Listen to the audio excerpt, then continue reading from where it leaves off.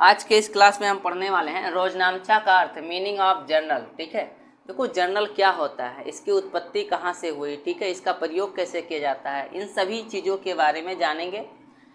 तो रोजनामचा को अंग्रेजी में क्या कहते हैं? जर्नल कहते हैं। रोजनामचा का अंग्रेजी जर्नल होता है और इस शब्द की उत्पत्ति जो है फ्रेंच भाषा के, जो जर्नल शब्द है उसकी उत्पत्ति फ्रेंच भाषा के जोर शब्द से हुई है। ठीक है, फ्रेंच भाषा के जोर शब्द से हुई है, जिसका अर्थ हो जाएगा दिन या डायरी होता है। ठीक है, जोर शब्द का अर्थ क्या होता है? दिन या डायरी होता है। कुछ विद्वानों का मत है कि जर्नल शब्द की उत्पत्ति लैटिन भाषा के डार्नस शब्द से हुई है। डार्नस का अर्थ होता है प्रतिदिन। ठीक है, डार्नस शब्द का अर्थ क्या होता है? प्रतिदिन। और जोर में NAL शब्द को जोड़कर क्या बनाया गया है? जर्नल बनाया गया है। जर्नल का अर्थ है प्रतिदिन का लेखा। जर्नल का अर्थ क्या होता है? प्रतिदिन का लेखा या डेली रिकॉर्ड, मतलब जो भी ट्रांजैक्शन डेली होते हैं उसको उसमें लिखना, वही क्या कहलाता है? जर्नल कहलाता है।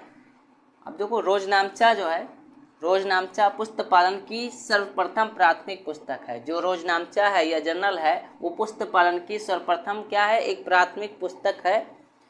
इससे व्यवसाय में डायरी भी कहा जाता है। रोजनामचा को व्यवसाय में डायरी भी कहते हैं। स्मारक बही के आधार पर सभी लेन देनों के दोनों रूपों की प्रविष्टि, ठीक है, स्मारक बही के आधार पर जितने भी लेन देन होते हैं उसके दोनों रूपों के, अर्थात डेबिट और क्रेडिट, दोहरा लेखा प्रणाली के सिद्धांत के आधार पर जो है क्रमबद्ध रूप से तिथिवार, मतलब जिस डेट को ट्रांजैक्शन होता है उस डेट के अनुसार एंट्री की जाती है।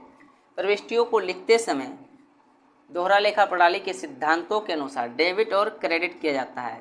ठीक है, जब प्रविष्टि की जाती है, जनरल एंट्री की जाती है, तो दोहरा लेखा प्रणाली के जो सिद्धांत है डेबिट और क्रेडिट, उसका प्रयोग किया जाता है। रोजनामचा में लेन देनों को लिखने की प्रक्रिया को रोजनामचाकरण कहते हैं। ठीक है, रोजनामचा में जितने भी लेन देन हुए, ट्रांजैक्शन हुए, उसको लिखने की जो प्रक्रिया होती है उसे क्या कहते हैं? रोजनामचाकरण कहते हैं। The process of regarding transaction in a journal is called as journalizing. ये हो जाएंगे जर्नल का अर्थ। अब रोजनामचा का अर्थ पढ़ चुके हैं, अब पढ़ेंगे रोजनामचा की परिभाषाएं, डिफिनेशन ऑफ जर्नल। देखो कार्टर के अनुसार इन्होंने क्या कहा है कि रोजनामचा या दैनिक अभिलेख, ठीक है, रोजनामचा हो गया या दैनिक अभिलेख, प्राथमिक प्रविष्टियों की वह पुस्तक है जिसमें स्मरण बही या रद्दी बही से तिथिवार लेन देनों को लिखा जाता है। ठीक है, इसमें क्या होता है रोजनामचा में, चाहे स्मरण बही हो या रद्दी बही से, इसमें जो लेखे किए जाते हैं वो डेट वाइज लिखे जाते हैं। प्रविष्टियों को लिखते समय उन्हें जो है नाम डेबिट, अर्थात क्या करते हैं?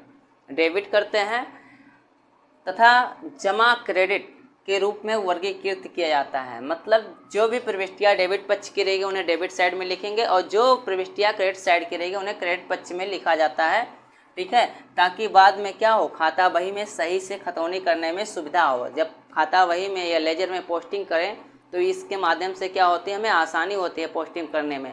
अब आदर्श परिभाषा की बात करते हैं, आइडियल डिफिनेशन। इसमें क्या होता है कि जिस बही में समस्त व्यापारिक लेन देनों को सर्वप्रथम सुव्यवस्थित ढंग से जो है लिखा जाता है उसे रोजनामचा कहते हैं या जर्नल कहते हैं। मतलब कहते हैं क्या है, जिस पुस्तक में या जिस बही में जितने भी व्यापारिक लेन देन हैं उसको सुव्यवस्थित ढंग से लिखा जाता है उसे जर्नल कहते हैं या रोजनामचा कहते हैं। The book in which all the business transactions are entered systematically for the first time in known as journal, उसे हम क्या कहते हैं? जर्नल के नाम से जानते हैं। ये हो जाएंगे जर्नल के अर्थ और परिभाषाएं।